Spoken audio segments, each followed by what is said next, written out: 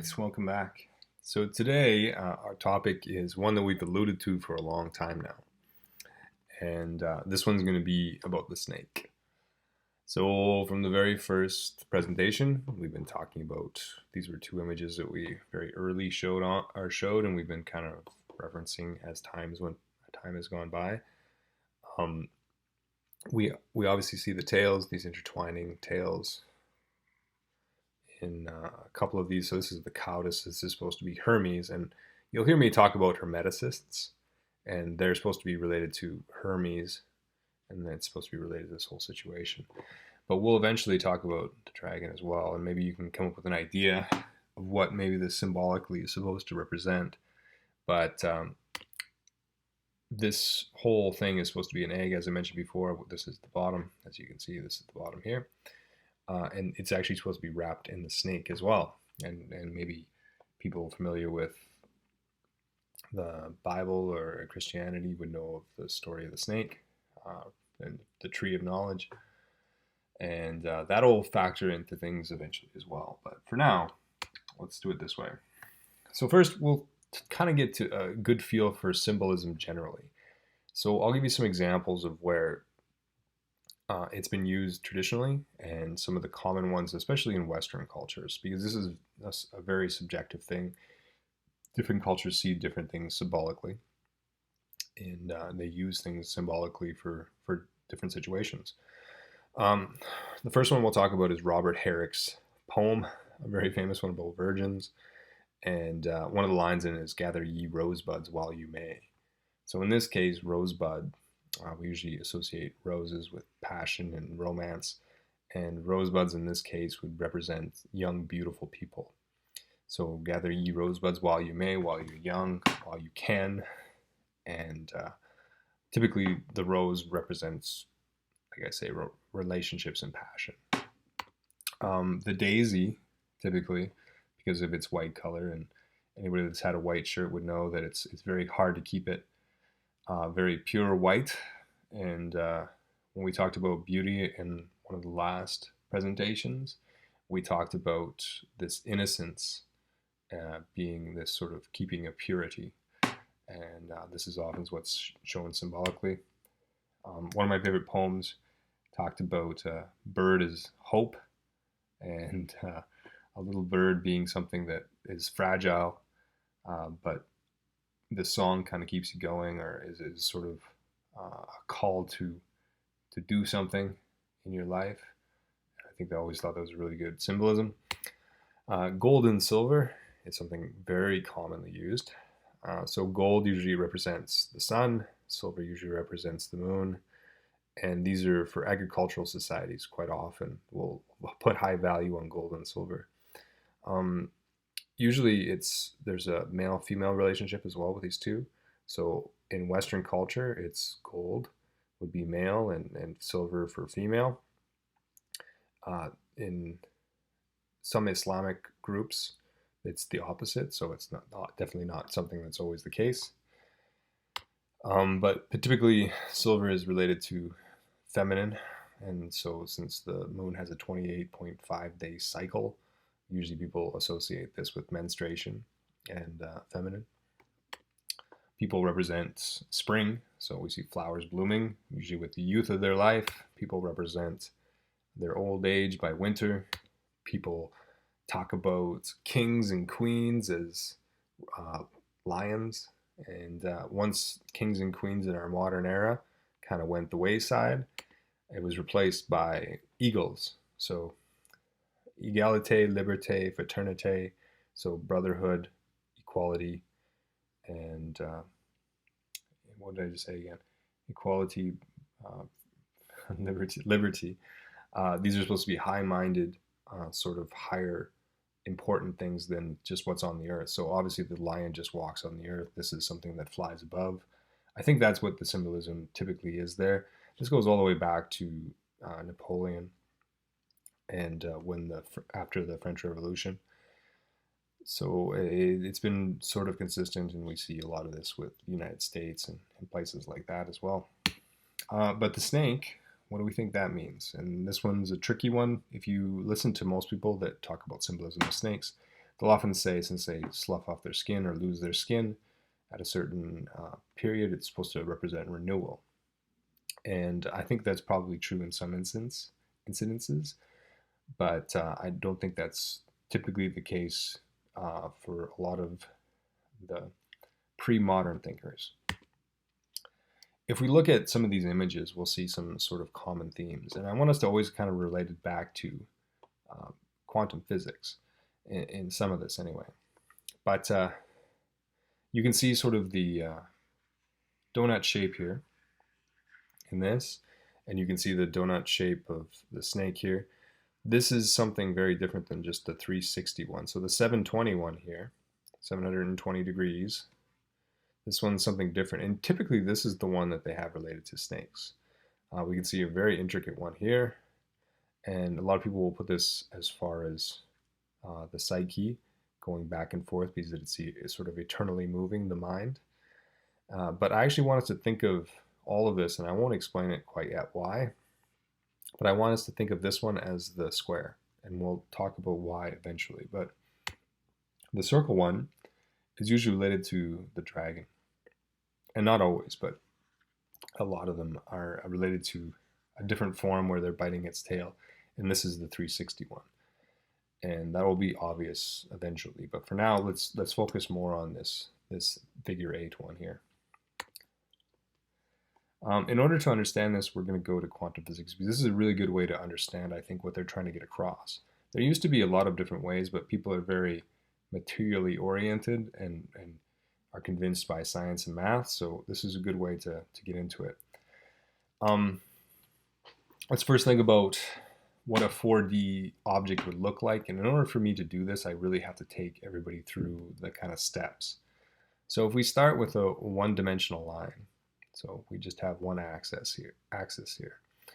And what I want you to think about is this is underneath your blinds of your house, and you're inside looking outside, and you can just see like sunlight kind of coming through the bottom here. So keep in mind this is just one straight line. Outside, somebody rolls a ball off the roof and it starts falling down towards this little line. As it comes up to it, it'll start, if we do this really slowly, be a little tiny line as it's just coming through. Then eventually it'll get bigger and then bigger, getting to the shape of the ball, and then eventually going to get smaller, smaller, smaller as the ball passes through. So it went all the way through, but we only saw lines that started off small, they got a little bit bigger, and then became small again, and then eventually disappeared.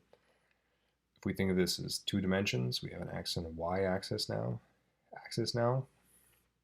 I want us to think about this as the window itself. So we pulled up our blinds, and we open the window, let's say, and somebody throws a ball through it. So all we care about is this slice, though. We're not caring about depth right now.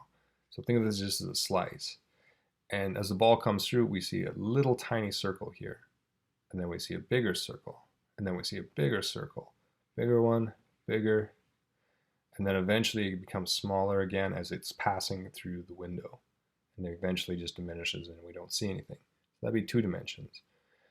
3 dimensions, we're going to see the ball as a sphere now. But think of this as a room. So the ball is in this room. But how do we determine what a 4-dimensional thing looks like? Well, I've heard lots of people explain it a lot of different ways, but to me, and this could be a little bit inaccurate, but the best way to maybe understand it for now is this. So our sphere is actually not a sphere. It's sort of something elongated. And it's just being chopped off at certain intervals. And I'm going to show why I believe this in the next slide. But for now, just kind of know that it's consistent pace, comes through, and it's sort of creating these spheres.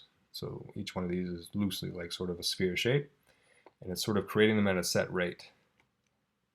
Think about what would happen if what was being pushed through went faster. So eventually that would be a little bit more. There'd be more coming through it. And a good way to describe this is through these 2 gentlemen's experiment. So they had atomic clocks inside of planes, and then they flew them at different speeds. So we can see the world is turning counterclockwise here. So let's put one timer right in the center here. So one atomic clock that's always very, very accurate. And let's put one in a plane and fly it with the spinning of the world. So it's going, the world's spinning at roughly about 14 or 15, I think it's 1600 kilometers an hour, I think. And then the speed of the plane is added on to that. So what happens when that happens is their little atomic clocks actually go slower, the faster that they're going. And if it's going the opposite way of this sort of really fast spinning Earth, it's actually not even meeting the speed. But when it's going slower as relative time, it'll actually go faster, the time. And then the one on the Earth is a different time completely, and it's in between these two times. But speed affects it. And the reality is, well, actually, we'll talk about Einstein for just a sec here. Einstein first conceived this when he was leaving his work, and he was looking at a clock tower. And he figured that if he was going away from a clock tower like this, the speed of light, that the time would remain the same. And I don't want to get this too much because I don't want to get too much into detail yet, but we're going to eventually be talking about a lot of these concepts in detail. But what happens is this perfect sphere that we thought was a perfect sphere actually becomes more heavy in this process. And if we think of it like this, that sort of makes sense, right? It becomes the mass will actually increase exponentially as something is going faster, and it'll actually become shorter as it's going, which seems very counterintuitive, but we can explain that eventually. But shorter, and the mass is increased. So it's not like this perfect sphere has a certain weight that it's always going to have. This is all relative to speed. And that's why this picture, or this diagram, this GIF, is a good way to conceptualize it right now, anyway. In Greek history, they had sort of what we talked about before, two concepts of time. They had Kairos and Chronos. And Kairos was unchronological time. So it was eternity, sort of like the moment of now. It was always sort of something that was static, and it was this opportune moment, is the way some people would describe it, but these sort of perfect moments in our lives. And Chronos was always in this chariot that was moving, and you can see he's led by two snakes here. And when they talked about it, they would actually call about serpentine was called an Ananke, which means inevitability. And if we go back to our picture here, if we think about these things being cut down and something like a snake shape that becomes bigger and then becomes smaller, we'll give you lots of evidence to support this, but to me this means life. This is life and death. So something beginning and end. Snakes represent this sort of beginning and end in time, and we can see symbolism in this. And again, we'll get lots more examples yet, but the symbol of death with Chronos, we usually show Chronos death as somebody wearing this big black cloak, but Chronos and inevitability were life and death, right? This is people get old. They had another god named Geriatris, which was always a very old man too. That's where we get our word geriatric. And he was always conceived as an old man. And Kairos was always seen as a very young man and unchanging. And again, this is all symbolic. Another interesting example. This is from the Hermeticists, so the ones that we're talking about Hermes, Trismegister. You can see his legs are these shapes of snakes, and it's kind of probably interesting to everybody that his head is a chicken, but just think of a flightless bird. And I think that's the symbolism they're trying to get across here. And then we can see the whip, and then the defensive shield here, which is something we'll discuss in length eventually, and then the two extremes of being the moon and the sun. But this is all symbolic balance images. A way to think about this is we've maybe, some of us have maybe heard of this, but this is called the two-slit experiment. So anyway, the way this worked was they fired photons, so light particles, through these two slits, and they were trying to figure out whether light was a particle or a wave, and depending on what they were looking for is what they found it to be. So if they were trying to measure waves, it would become a wave, and if they were trying to measure particles, it would become a particle. And even when they fired, it was interesting, even when they fired them sometimes through it individually, it would still align itself as though there was interference patterns of waves. And that all kind of sounds like a little bit craziness now, but what are a little chaotic, just the way I'm saying it, but think of it the way the Matrix said it. You've already made the choice, now you have to understand it. So when these people were deciding to test for particles or waves, that was the decision they made. And then everything after or before, without chronology, sort of created itself, and they would talk about it changing itself in the past in order to make these demands. And we'll talk a little bit more about this in a sec, but just know that this seems to be a decision made already, and then it changes itself to be what it's supposed to be.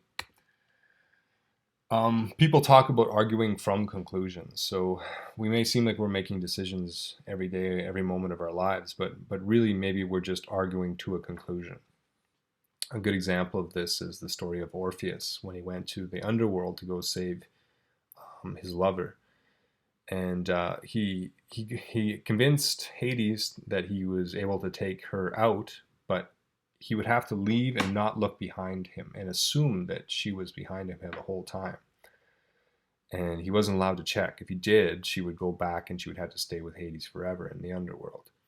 And what eventually happened is his curiosity got the better of him, and he kept on convincing himself. And he would convince himself all the way till he was just about to leave, and then he looked back and she was there, and he lost her forever. It reminds me a lot of when they were talking about subliminal messages in advertising. So you could put what they used to do is in the movies, they put one frame in a movie, which is way too difficult to read in that time, but it would just say drink Coke. And they would come up on the screen in just one little flash, and nobody would really even realize it ever happened. But what everybody did is they would get up and go to get a Coke. And they would kind of justify it as they went. So sometimes they wouldn't know what they were getting up for at the time, but they would always kind of argue logically to get to the point where they were going to be buying a Coke at the concession. And that's why this is legal now to do these subliminal messagings, or subliminal message. Again, this is another way to describe it. We talked about this Viking and victim, and how these things are actually intertwined and how they define each other. And you've already made the choice. Those are very ominous words. A way that we can, you'll be able to see that sort of figure 8 shape in this a little bit. But anyway, this is something that came out of University of Toronto. And it was when they combined some very famous mathematics, particle theory, and differential geometry professors, and they all compared their information, and then they sort of came to this conclusion that this was this sort of quantum reality. And it looks like kind of chaos, but what is interesting is there's these fibers, what I've been talking about, these fibers that are connected from one side to the other. And this sort of shape is something we're going to talk about in the next couple slides. But these are actually defining one another, and we're actually deciding about it before, and then it's creating it in the present. The Bible talks about this. Seek and you shall find, Matthew 7:7, and seeking and finding are the same in the Course in Miracles. So we all think we want to be wealthy and happy, but we have to ask ourselves whether we really do want that. And if what we're really after is something else, and maybe when we fail, so we'll just try to imagine that this young girl's failed, we get consoled, and sometimes that's the only time that we ever feel truly connected with people, and when they feel their empathy and wanting to connect with us. I think of when I used to work with troubled youth, and they would do the worst things, because that's the only time they would ever, anybody would actually care about them. They could be doing good things, but a lot of times people would react negatively in the situations they were in when they would be doing those positive things. So the only time that they ever felt really, truly uh, reaffirmed and recognized was when they were doing bad things. And you could really see that, and you could see it slowly fall away as those reinforcements ended. But that was what they learned at one time. So we think that we're looking for something that's always consistent. Everybody says they want to be wealthy and happy, but maybe what we're looking for subconsciously and consciously are two different things. This is a good way to maybe think about this. This is called entanglement. So say we take a photon here and we split it, and we put these two sides long distance away from each other. And I don't even remember if I talked about this already, but it doesn't really matter because we're going to reconceptualize it now. We can put these 10 kilometers away, we can put them 1,000 kilometers away, it doesn't matter. What will happen is, you can see these opposite spins here. This one's spinning this way, this one's spinning this way. So one is sort of the negative to the positive of the other. And what I want us to think about is that same sort of situation with the figure 8. So this one's creating this opposite situation on the other side, and it's sort of reinforcing each other. You can manipulate this one, and even though you have no contact with this one at all, it'll do the absolute opposite instantaneously, and sometimes even predict what will happen to this one.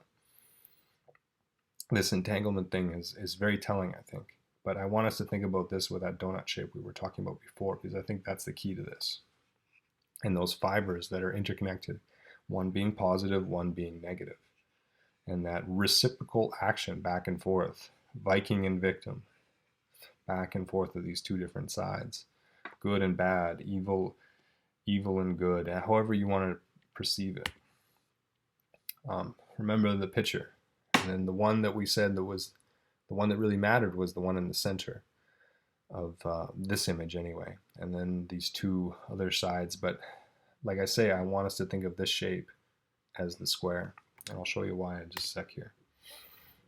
The reason why we can conceive of this as a square, if we have the two opposites, is if you take that torus shape, as they call it, this sort of donut shape, you cut it here, and you cut it here.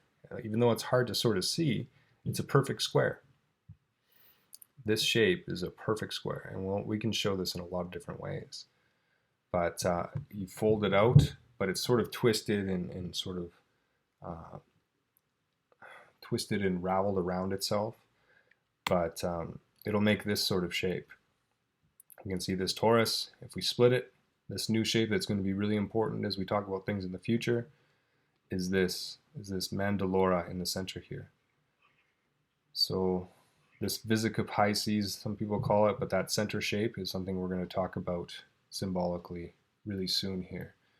But we can look at some Christian images to show this, and we'll be able to show in so many different ways how this is more than just a shape. But when they show this, they usually show Virgin Mary, and it'd be in this shape. But we'll show these other circles as well as we go forward, the two sides compared to each other. So this is the splitting of unity. So what is coming from unity is in the center there. And that's what these are supposed to represent symbolically. If we look at, here's a image of that character that was supposed to be in the egg wrapped with a snake. We can see in this image the person is wrapped with a snake inside, and then he's showing the whole horoscope or the solar cycle around himself. So you can see all the symbols around him that are supposed to represent the entire calendar. And this will be something we'll get into a lot more. But again, this is very much related to the torus shape. And this will be something we're going to talk about in many different ways. But for now, that'll do. I think I've kind of made my point. Think about the dragon and what you think it might mean. Maybe we'll get to that within a couple episodes. I wish you a good day. I'll talk to you soon. Bye-bye.